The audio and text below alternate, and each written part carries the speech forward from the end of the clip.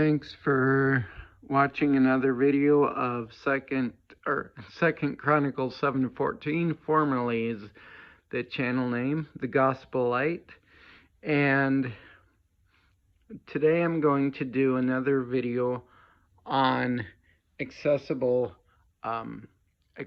products for people who are blind. And so this, what we're looking at right now, is my smart TV. So a number of years ago, smart TVs began integrating a speech output software. Similar to a screen reader, is a software on the TVs that you can enable if you're blind, and it would read the menus on the screen and the different text information. So I'm going to review the Samsung 43-inch TV running the Fire operating system by Amazon. And this is the 2020 model. Now, I decided to do this video because I'm going to get rid of the TV soon. I've got a new TV that just came today. It's in my apartment, all boxed up. And I'm going to unbox it and set it up and reset this TV, get it ready to sell. And I thought, wait, before I reset this TV, I want to show people what it is like. I have done accessibility videos before, and a couple of them have gotten some views by people who are blind. So just want to put this video out there as well. What I'm going to start off by doing is giving a review of the remote, and I'm going to describe everything as if there's a blind person watching, because there may be and hopefully will be some blind people that are helped by this. So this I'm holding here is a remote for the Toshiba TV.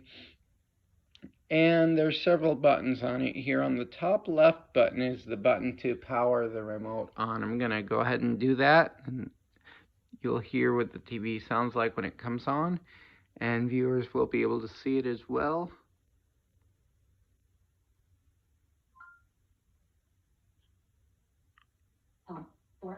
So it clicked when it came on, and when everything loaded, it read that I'm at the home screen. So it also said a hint, which was use left and right to move between items, the left and right arrow buttons on the remote. So below the top left button, which is the power on button, kind of below it, beside it, in the middle of the remote, we have the button to turn on the assistant. So, what time is it? If you press and hold the button, it should have announced the time, but apparently it doesn't all the time. Okay. So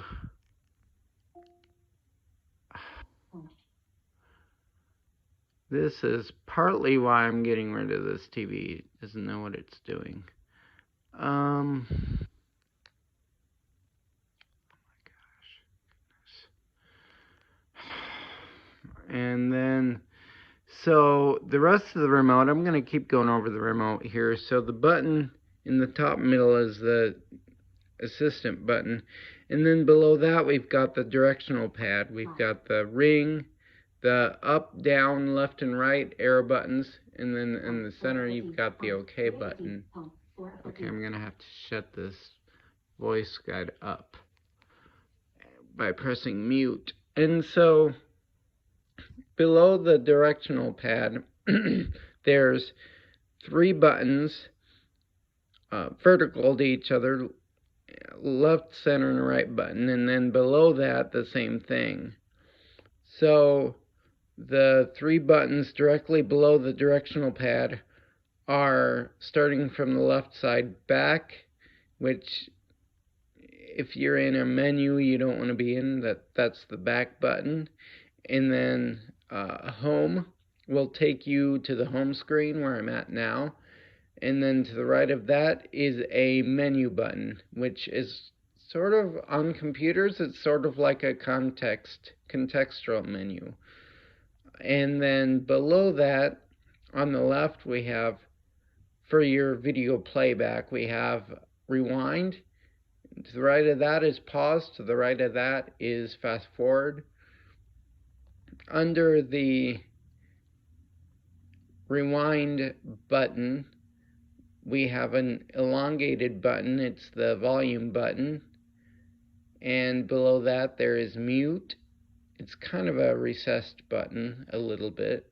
And then on the right side of that we have the channel up and channel down, kind of an elongated button.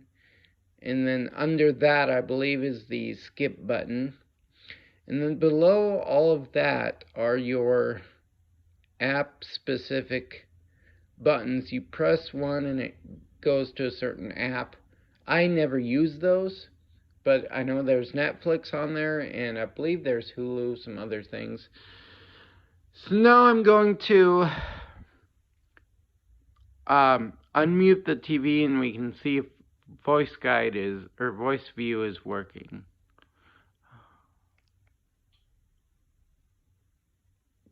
Well, it's trying to work, but it's extra slow right now. Maybe I will not post this video to YouTube. I don't know.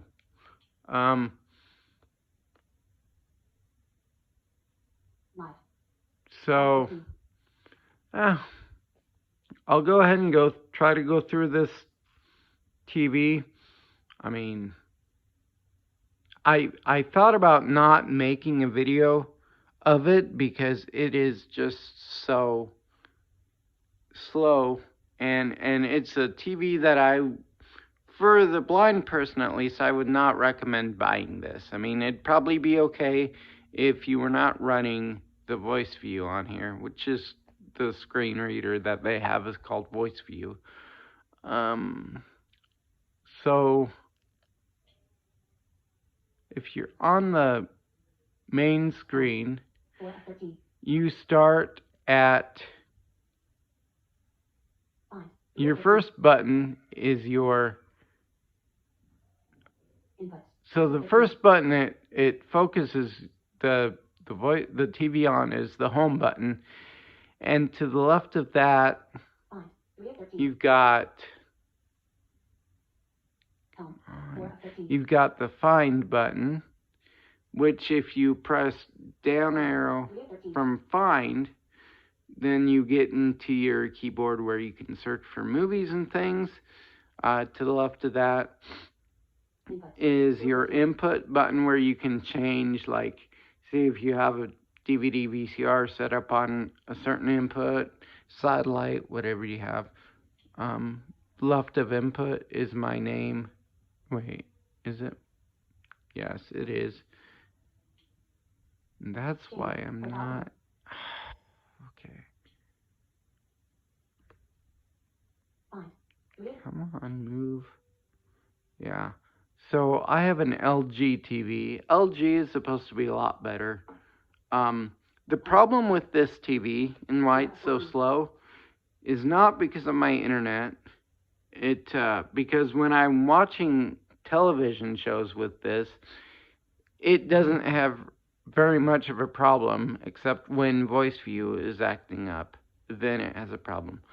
So I think it's the either software on the TV or the voice view itself. One of the main problems I have with a TV like this is if you're buying Samsung or LG TVs, or probably any other television, they have apps that are built into the home screen. This has absolutely no apps except for the Amazon specific apps. So if you buy a Toshiba or any other TV with Amazon Fire OS, It does not have your Netflix. It will not have your Hulu. You have to download all of those apps. And each one you download slows your processing power down more because this TV only comes with 4 gigabytes of memory. And I've noticed I can only download 2 apps at most, and then it starts to act sluggish. So, and then, okay, it's starting to act a little better. So to the right of home is my stuff. And my stuff, if you down arrow from there, no, wait, sorry. Okay, it has your live channels to the right of home. Home, 4 of 13. Yep. Okay, so then in all of these menus, all of these options, you press the down arrow and you go right to live TV or My stuff. go to the videos you have saved or rented or bought. Netflix. Then if you press OK on here, it'll take you to Netflix.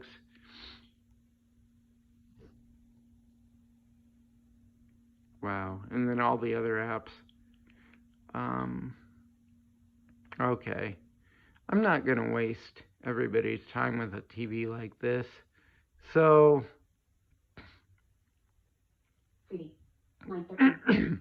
Freebie, I should have slowed the voice down. Sorry about that. Freebie is a free TV streaming option. And so one of these things, and this is what cost me to buy this TV. One reason is my friend has one. Not a good reason to buy a TV. And solely in and of itself. And the other reason is this is the only TV that has what VoiceView calls review mode. So let's say, often synthesized screen reading software will mispronounce names and things. Well, computers have a way of, you can spell things letter by letter, word by word, however you want. TVs do not have the option of doing that except for this TV. This TV, if you go to where the menu button is on the remote and you hold it for a few seconds, watch what happens. Review mode on. It says review mode on, and you can press the up and down arrow to change Element. what the Character. review article is. So say if you want to go character by character on Freebie, I selected character by pressing down arrow, and then you go right and left arrow. FR. See, it said the F in a really high-pitched voice. It's because it's capitalized. E, V, E, E. See, I didn't even know that. So it's free V. It's free and VEE. So I actually learned something new by that. So that's how review mode works. It tells you how things are spelled and things like that. So that's this TV. I was going to show you more, but not by how slow this thing is. I don't want to make the video lag on forever, and I have a tendency to talk for a long time, so I think I do. What I'm going to do now, streaming services, I'll go over quick.